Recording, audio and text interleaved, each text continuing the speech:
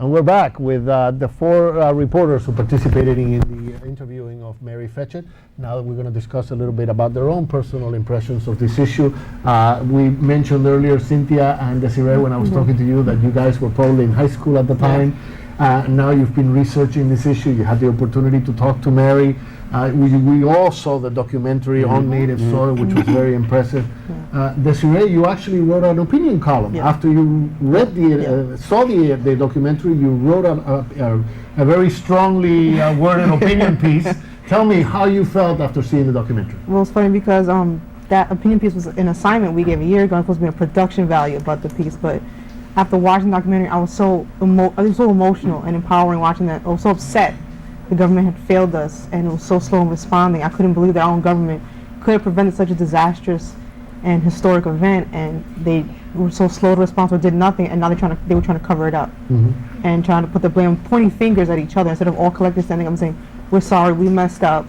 You know, they just failed. I was just so upset, and that's why I wrote that opinion piece of how the government was slow to respond. And you just reminded me how that opinion piece became an opinion piece. Yes, exactly. Desiree wrote this for my class. It was supposed to be an analysis of the production of a documentary, but she got so annoyed by the whole issue that she didn't write an analysis of the production. She wrote an opinion piece. It ended up in the newspaper. So thank you. But Cynthia, tell me about how you felt about when you saw the documentary. How did it hit you? Right, and I think what I was trying to say earlier was that when I was in high school and this all happened, I was naive. I knew I was crying. It affected me. Right, but I was naive. So On Native Soil really opened my eyes, and it moved me, and it makes me want to get involved and know more about government policy, security issues. It's all about holding government accountable, right? Definitely, yeah. So how did you guys feel? Kathy? Well, I feel, after watching the documentary, I feel that the government basically failed us. Like, we've seen numerous events when there was miscommunications, and they just basically, they didn't listen, or they didn't even try. They didn't really take it too seriously the way they should have, or responded fast enough. So maybe if they would have responded fast enough, maybe something could have been changed. So do you think that people at home who are watching us right now should check out, maybe rent this documentary? Yes, they should, because it's very informative. Educational, right? Informative, educational. We learned a lot about what was going on behind the scenes. Exactly, and then makes you look at the government in a whole totally different light. And certainly some people in the government, obviously in a totally different light, when they testified and they didn't have the right answers, right? I mean, I certainly felt that way about a couple of people who were testifying. They blatantly just lied and oh well, we couldn't do anything about it. Something could have been done. Juan, how did you feel? I was definitely in the whole idea of, that happened downtown. Nobody I know that was involved in it. Why should I bother? Why? And then after watching that film, was like, it affects people who aren't directly affected by it. Right. And it's very interesting about how we all really need to, I guess, come together, and really get involved and really write to our senator and complain and talk, because if not, I mean, it's, who knows? It's our country. We should fight for it. And yes, I think that was like America. We're supposed to be so secured, but we're really not. So, what did you think of Mary Fetchett? Isn't she an amazing lady? She's wonderful. She has such a presence about her, and when you look into her eyes, you really feel at ease. I mean, when I looked into her eyes, I felt calmer. But at the same time, it sort of earn respect. You learn how to respect the person who has lost a son and has the courage to go out and fight the way she has, right?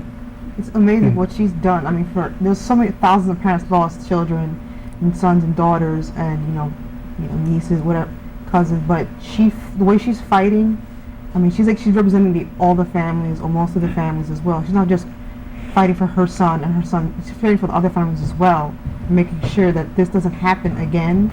And if it does, we're hoping it doesn't, but if it does, the government won't be so irresponsible. They'll actually take some responsibility for their actions. Yeah, that was definitely, before we came in, I talked to her for a little bit, and that was the most, I think the biggest part of me that felt toward her, is because, she started an organization, was September 11th, and they did succeed in getting the 9/11 commission, but it didn't stop there. and she continued afterward to help No, families. she said and reach out. even now, there's a whole Yeah. bunch of things that they still need to follow up on, and she'll be doing this. She thought it was just one speech, and now she says it'll be for the rest of my Yeah, life. yeah, yeah. So it's Yes. a lifelong Lifelong commitment on her journey. part. Yeah.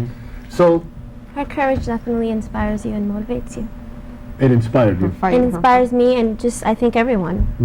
Yeah, I makes mean- you want to be more involved into politics and to what's going on around you. So young people like yourselves, is there a lesson that we've learned Yes, here we from need Mary to be- Fetchett about preparedness, about homeland security, about even terrorism? even in general, just fighting for your rights to make sure you get the right classes you want, to like, you know, make sure the Uh-oh. schools are this and that, to make sure, yeah, like, you know, when you're I don't know, you're, what do you call it, Yeah, demand. the Everybody. I rights. think Just- it lets yeah, you with know, anyone, it with lets you anyone. know that you can do what you want to do. You can fight for what you want to fight for if you just try to. Yeah, don't give Good up. point. I mean, it makes it. You have to put the effort. She has proven the point that if you really fight hard enough, Things you can can get get done. even government to do something, Yeah. which is very hard. You could get the sometimes. government to actually apologize for doing something when they claim they went wrong, which they did in a documentary. That was a very impressive moment. We saw that portion of the documentary when Richard Clark basically said, "We failed you." Yes. Imagine how those relatives must have felt after fighting for so long to have the government admit that, finally to hear it. It must They have been. probably received a little bit of closure to let them know that Yeah. somebody does care and somebody could be the big person and admit we were wrong Yeah. and we I found- apologize. I found it to be a little like he stood up and said we failed you, but I felt, as Cynthia mentioned when she interviewed Mary Fetchett, our own president still to this day has never come out and said we failed. It's like he let this man come out here and say we failed you, but what about our own president who's our leader? He never come out and said I'm sorry, to the family. He hasn't done that. Yet Mary, and it was a very good question that you asked him about, the president and others taking responsibility. But yet Mary, when she spoke, she said, "Listen, it's not just the Bush administration." She said it goes back to the previous administration as The well. Clinton administration. It's several administrations that have neglected the threat of terrorism, and so she was very much aware of that. It wasn't just Bush. Clinton also failed in many ways, right? Yes, I can agree with you on that it goes back, but I do feel that I think that Well, that's what the Clinton, documentary yes, also that said. says that, but I do remember that Clinton has defended himself in numerous interviews Yes. saying that he had warned the government and that they just ignored Yeah, they just Ignored put the report on the bottom of the list and they just denied it. So, in defense of Clinton. Well, the thing is, what we saw in the documentary is that there's a lot of reports, a lot of suspicion, a lot of small details about some things that could have led to them concluding that some guys were about to hijack planes and some guys were about to do no good, but they didn't put all the pieces together. And that's what we all learned from this you're just documentary, right? unprepared. Yes. Unprepared. It's just not talking to each other, our government officials. Just like we're not talking to each other. Right now, right? Yeah.